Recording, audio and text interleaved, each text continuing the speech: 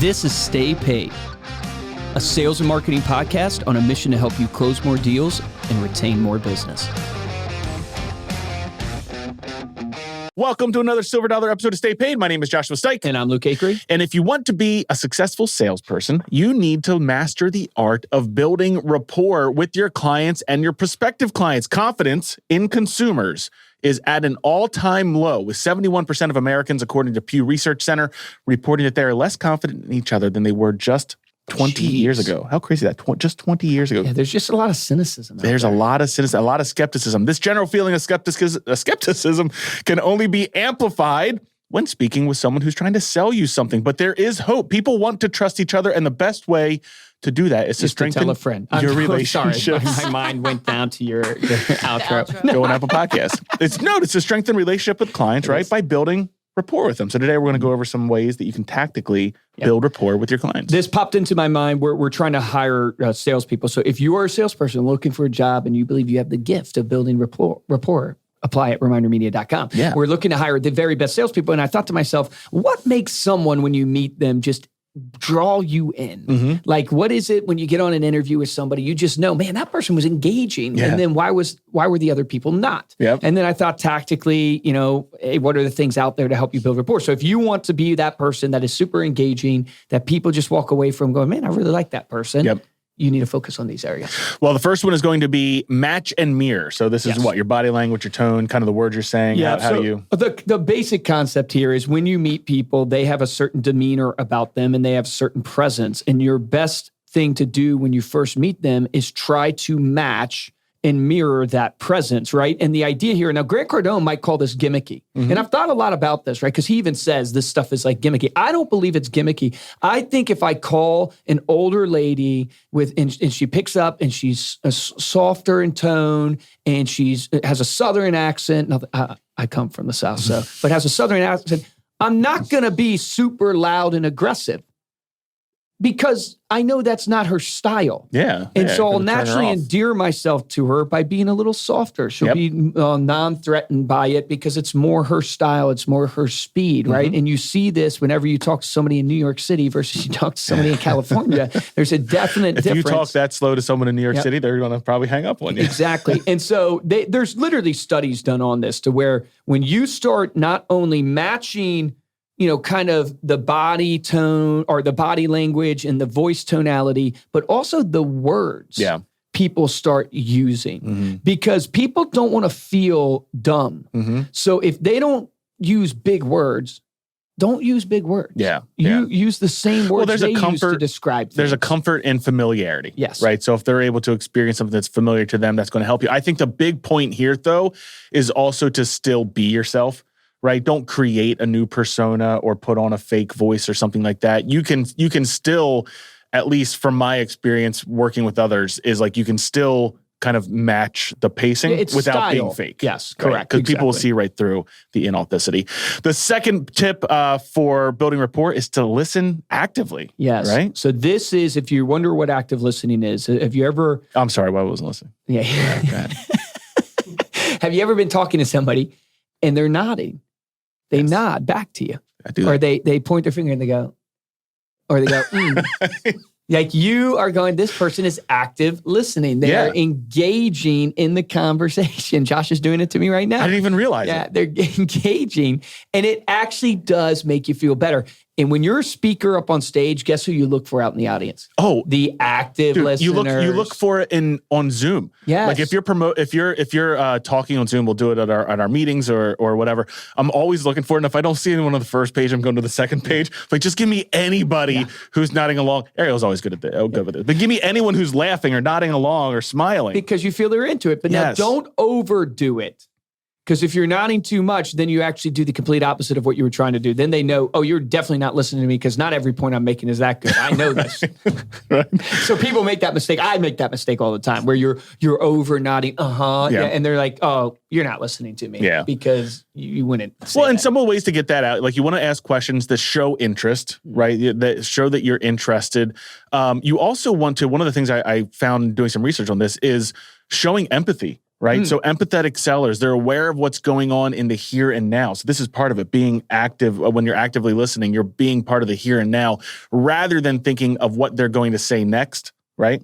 They're aware of verbal clues, which goes back to a little bit to the match and mirror, but this idea, if the person you're speaking to is speaking up or they're quieting down or they're repeating words, that means something. It might mean that they don't feel like you are listening well enough.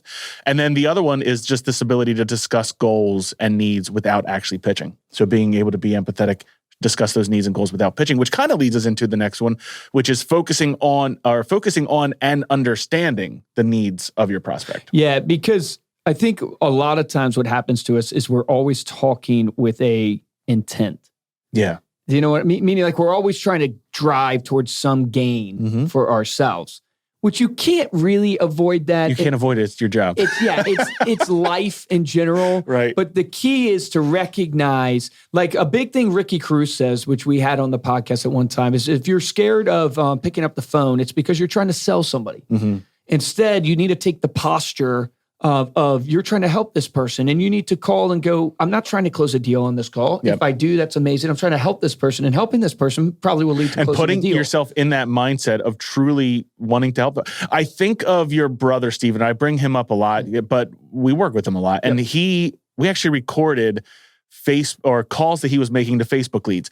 Maybe we'll try, this is just a no for us, but maybe we'll try and put a link to these videos in our show notes. We built a little playlist on YouTube as well. And you can watch how he makes the calls. And if you listen to his tone of voice and the way that he forces himself to smile before going into the conversation, but most importantly, he's genuinely curious. Now, I don't know if he's faking it. He probably is to some degree, but gosh, he sounds, I know what he's doing. And I'm like, oh, wow, this guy's really interested because every time they're answering a question, he's like, that's awesome. Hey, I was just kind of curious, like how many rooms are you looking for? That's great. Yeah, we have lots of that. And he's just continuing to ask these questions that shows that he's interested in the person, even when they come into the call saying, oh, no, I'm not actually looking, I'm fine. Oh, I was just curious, like what were you looking for? If you get past the transactional part of your sale to the more value-driven relational part of your sale, it will increase your sales phenomenally. It wasn't until I stopped calling for commissions that I actually started making real commissions. Like it's like that is the thought. That's powerful. All right, number 4 is finding common experiences with your prospects. Yeah, this one's maybe not as obvious, but when you think about it, it's super obvious. It's you connect with people who are like you. Yep. And they're like you in their experiences. So if there's somebody owns a dog and you have dogs, you're connected over commonality. If somebody went to Liberty University and you went to Liberty University, you're connected over those shared experiences. Like you naturally meet people in your life. Like today I got interviewed on a podcast and the guy that was interviewing me, I start out like I normally do. People ask me to tell my story. So one of the things I share is I go, hey, I grew up in a family of 8 kids and I was homeschooled because it was something it's super unique. And it draws people in. And he literally goes, no way. I was homeschooled all the way to college too. And I said, yeah, my dad was a pastor. And he goes, no way. They tried to get me to become a pastor. And I was like, but we naturally had what? Commonality and rapport. Our rapport based upon commonality. And it's like, that's the power. So what you want to try to do is try to find commonality. And at a high level, commonality can be built on some simple things like where you live, like the places, like if you're a real estate agent, the places you love in the area that you're at and finding what they love about that. Their family, do they have a family? Do you have a family? You can it's easier now more than ever with social media. Like actually do the research. LinkedIn is a great place to look, especially for places like if you went to the same college or you have any shared background in terms of work experience. People love talking about what they do for a living as well. So that's always something that you can bring up to build rapport with. But there's really no excuse to not at least do a little bit of research once you know who your prospect is to learn about them. And if you're brave, people are going to be like, but think if you're common in religion and common in politics, and think about those strong, like how common in sports team. I'm going to put sports team up there next to religion and politics because people are very political and religious about their sports teams. But the point being is like, if you can find commonality on those things, you can really move. And look, I pulled this, I found this quote, I guess you could say, or whatever, from Rain Sales Training, where it says, building rapport isn't a script.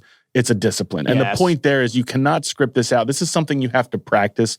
You have to work on it. You have to fail. You have to refine it and understand that sincerity ultimately is going to be the key for all building rapport. All right. Thank you so much for listening. You can head on over to staypaidpodcast.com for the show notes and the video of this episode. And if you like this episode and looking for ways to support the show, the 2 ways we ask you to do it. First is to head on over to Apple Podcast and drop us a 5-star review along with a comment. And the best way, I could felt myself going really fast there. The best way, Ariel said, make this under 10 minutes. We just crossed the 10-minute mark. Whew. Best way is to share this episode with a friend. Luke, Ariel, or Ethan, what's ET short for? Extraterrestrial. Because he's only got tiny legs.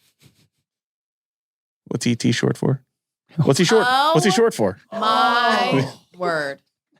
I felt dumb for not knowing what extraterrestrial was. I thought you needed to know that in order to understand the joke. But you brought it back. Thank you. If you want to get a hold of me or Luke, you can email us at podcast@remindermedia.com. And of course, you can follow us on Instagram. We're at Stay Paid Podcast. For this episode of Stay Paid, I'm Joshua Stike. Guys, I'm Luke Acree. Building rapport is a discipline. One of the disciplines you should practice is active listening. Make the people feel comfortable who are talking to you by responding to them in your body language, smiling, doing the things that are necessary to let them know you're engaged. Remember, the difference between top producers and mediocre producers is top producers take action. Take action on that today.